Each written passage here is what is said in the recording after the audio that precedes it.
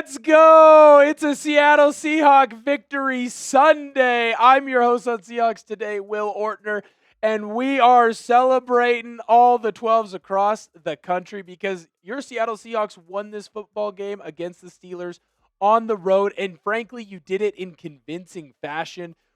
That score right now, in my eyes, 31-17, hey, you won that game easy. It should have been so much freaking worse. There were so many opportunities in this game that Seattle either gave away that led to the Steelers getting extra points, or in my eyes, the Seahawks didn't take enough advantage of. I mean, right now, just off rip, Sam Darnold had 2 interceptions in that game, and that led to 11 points for the Steelers. Guess what? They only had 17 in that game. If you don't throw 2 interceptions, then the Seahawks team ends up running away with this game. No problem. Easy money. I love how the Seahawks played today, and I think they can continue to improve on the field. Now, if you want more Seattle Seahawks content, you want to join the 12s every Sunday or a Thursday if the Seahawks play on Thursday, or on Mondays if the Seahawks play on Sundays, you can subscribe to the channel. Subscribe for Seahawks dubs, and it's 100% free. You love free 99. I love free 99. You want to make sure that you come in and subscribe to the channel.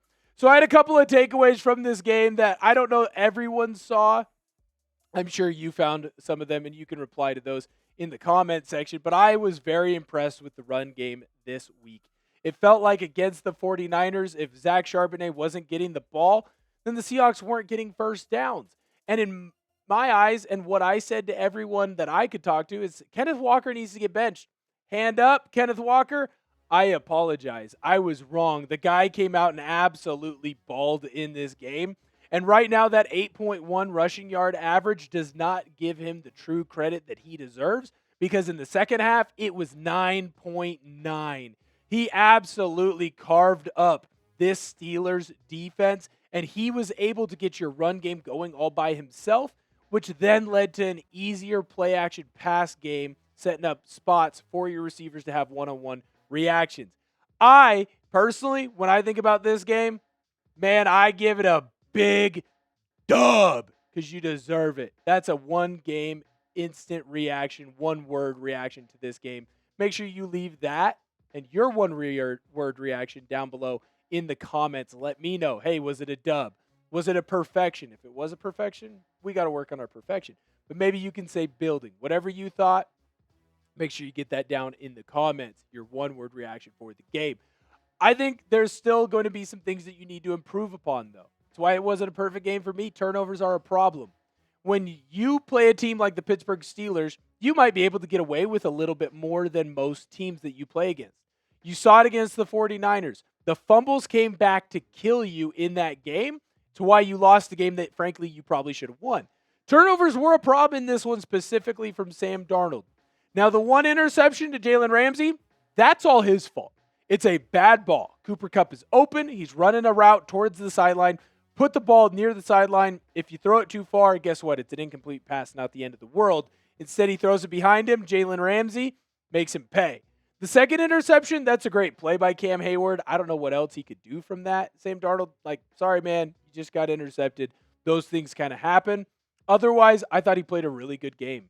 He found open receivers. He got more people involved. Cooper Kupp was catching the ball all over the place. Elijah Arroyo, how you doing? A.J. Barner, a nice little tutty himself. So Sam Darnold played a good game. There's still a lot of room for him to improve and keep pushing forward. Another takeaway that I had in this one, your defense is unfreaking believable.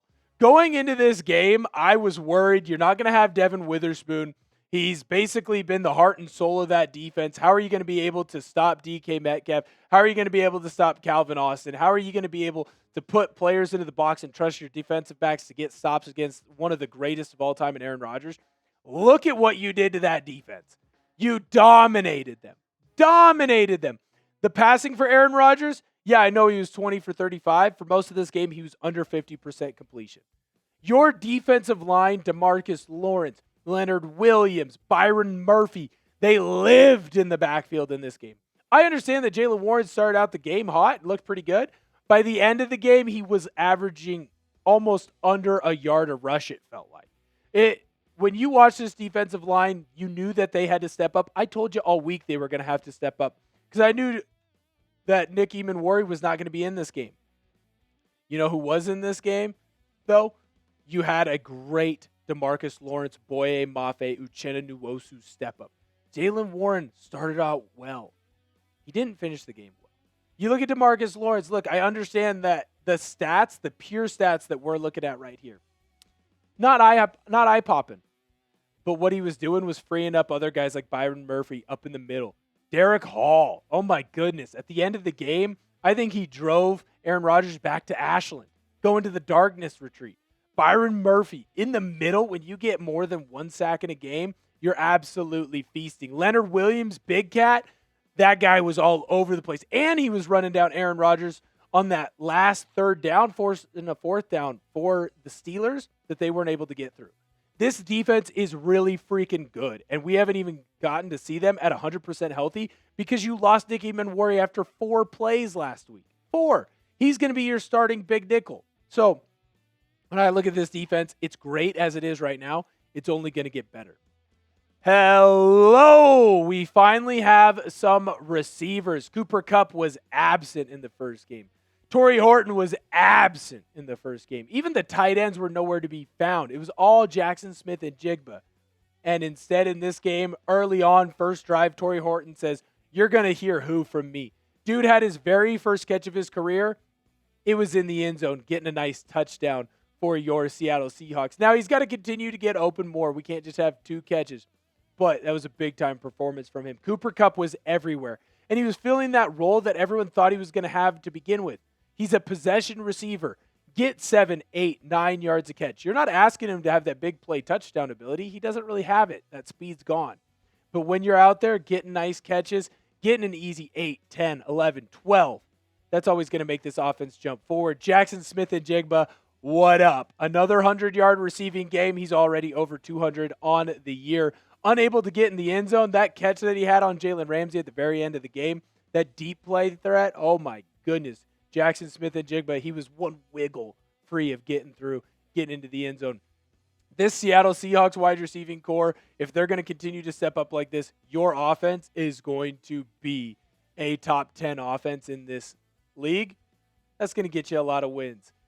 My last takeaway, I don't know what else to say other than George Holani. I don't know how that touchdown happened. I don't know how it got scored, but I'll tell you right now, if you're George Holani, I love you. Best Boise State running back in the NFL right now because he's hustling down on kickoffs. He was great in the kick return game as well. Had a couple nice run backs. But the fact that you had the wherewithal to know that, hey, I can go and make a play on this football, on this kickoff, and get in the end zone, score a touchdown, completely changed the momentum. You went from a tied-up football game to up by 10 over the Steelers at home in the blink of an eye, in the snap of fingers, just like that. And that's because George Holani didn't give up. He didn't quit. It wasn't done for him. He was out there hustling around, making plays. It's why he made this team. He didn't make this team because he was going to be a feature back. He made this team because he was going to come up big when they needed him most. And so in my eyes, shout out to George Holani, first touchdown of his career. That's absolutely fantastic. These were my 5 takeaways from the game. If you have an extra takeaway that you didn't have an opportunity to give out and you think I missed, make sure you reply to that takeaway in the comments. Until next time, I'll see you later.